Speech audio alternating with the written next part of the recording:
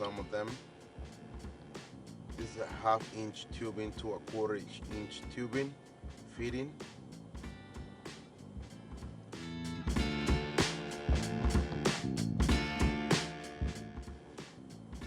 Here is a 3/8 tubing to a 1/4 inch tubing.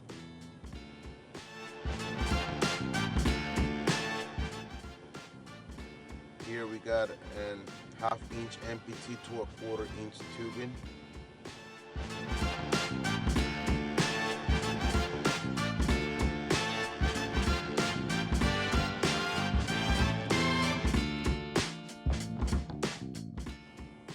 Here we got a 1/4 inch MPT to a 1/4 inch tubing.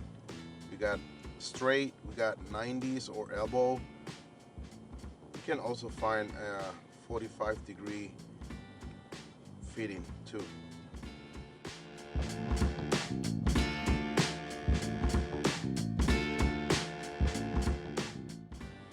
So keep in mind that you have to put some Teflon tape on the MPT side. Obviously not the tubing side, but the MPT side you have to put Teflon tape. Now we have a stinger fitting. This is a pretty useful fitting, and you don't have to put a Teflon tape on this side here. You know, this side is not for Teflon tape. You don't need Teflon tape to use this fitting.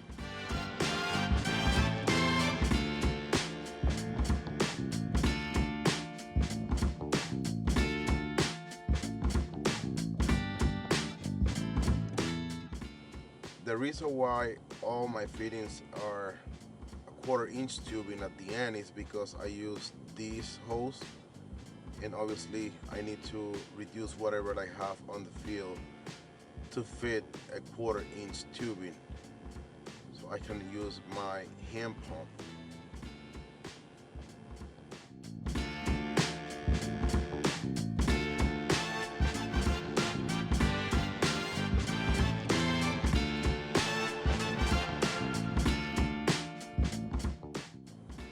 Here we have a pressure transmitter. We have the block valve, what they call block valve or isolation valve. You can go ahead and close the block valve. Open the vent valve.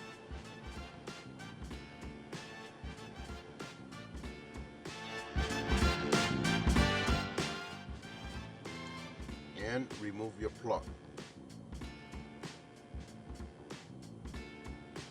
This plug doesn't have to be really tight. I mean, tight enough just to avoid any leak or something, but not super tight because you might damage the thread. Now we are going to install our 1/4 inch MPT to a 1/4 inch tubing fitting into our vent port for test.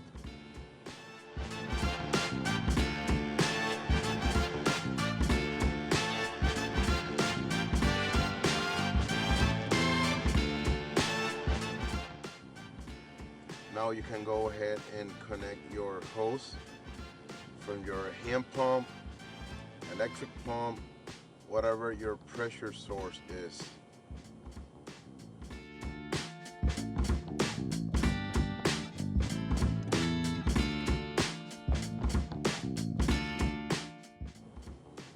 After your calibration is done, just remove your hose, take out the fitting,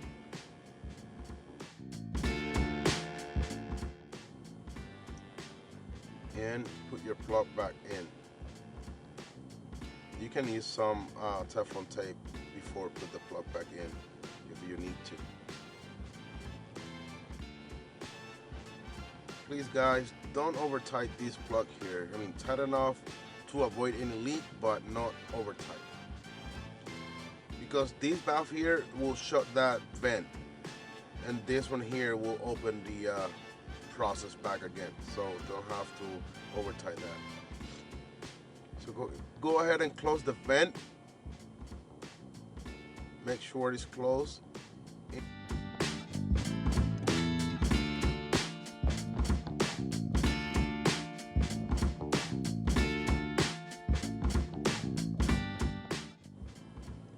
and go ahead and open your block valve or isolation valve. I always put the valve straight up, so that helps me identify when I finish with the transmitter and assure that the transmitter is back in service. You don't want us to leave anything isolated.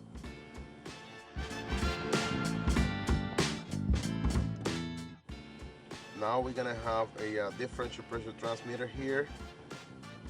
So you're gonna have your isolation valve, equalizing valve, and vent valve in the down here. We got the test port. Some people call it the bleeding ports.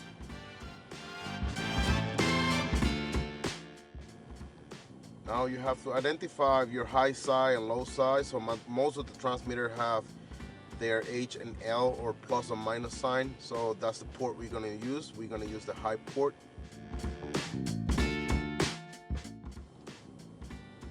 So now we are going to close our isolation valve. I normally close high side first and then low side, and then open the vent valve.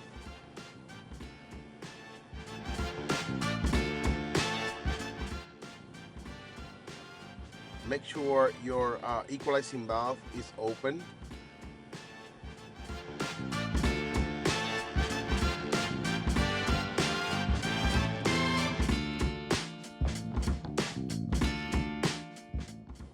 Because with that open, you're gonna have both pressures on your diaphragm, so you can press it up from the high side and just release the pressure from the low side just to remove any water.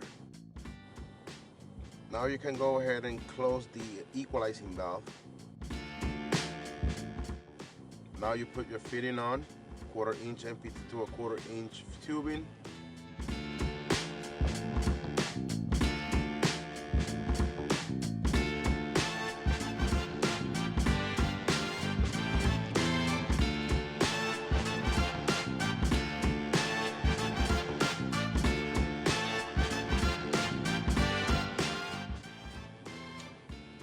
Connect your hose from your pressure source, either hand pump, electric pump, whatever is your pressure source.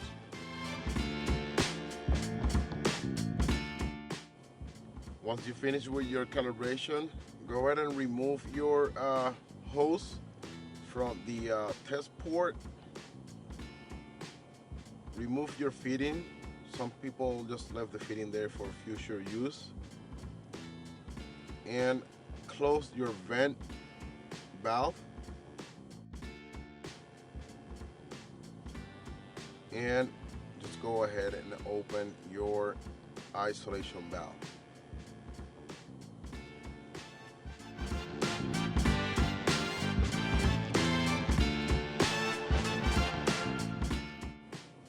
So here is another example. This is a different manifold. In this case, we are going to close the isolation valve, but the vent valve, just leave them closed. Don't open, please, because we are going to use a stinger. You can go ahead and open the equalizing valve.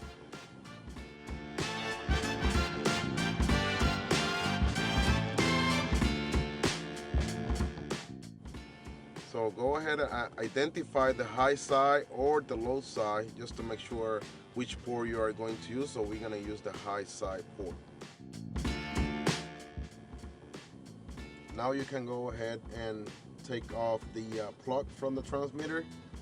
I always use the one in the upper side, and I will explain it later why.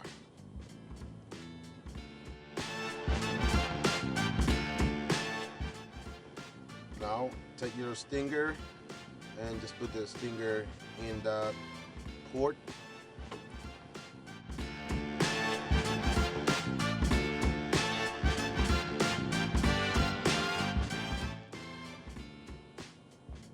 So you have to tighten it. Be careful, tighten it, don't over tighten it because you might damage the thread. So now you can go to the low side, and I like to use the lower port So the gravity, it will work in our favor whenever you are blowing down the transmitter or remove the water out of the transmitter. So obviously the gravity will work in our favor. So if you can use the low side, use the low side.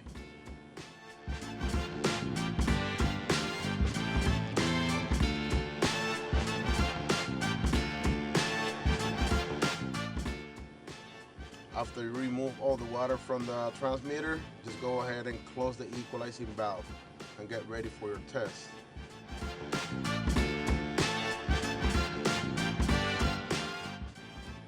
Now you connect your hose from your hand pump or any pressure source you are using to the high side, and you're ready to start. After you finish your calibration, just remove your hose from the stinger fitting.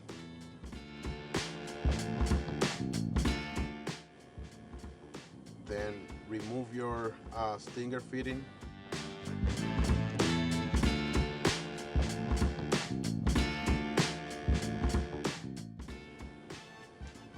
Put the plug back in.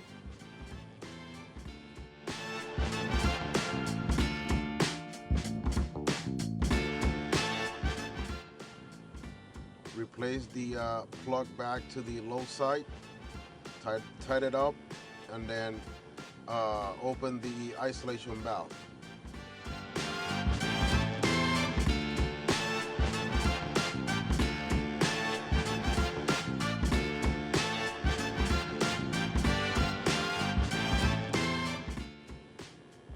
So this is one of the transmitters we did today. I just want to show you guys. Down here you have the vent port or calibration port or test port, and you might find different ones. This one, for example, you don't see anything right there, but on the side you'll see them. So just always look for those ports so you can get access to the transmitter and do your test. Thanks again, guys. Please follow me on YouTube. Thanks for watching, and leave your comment if you want.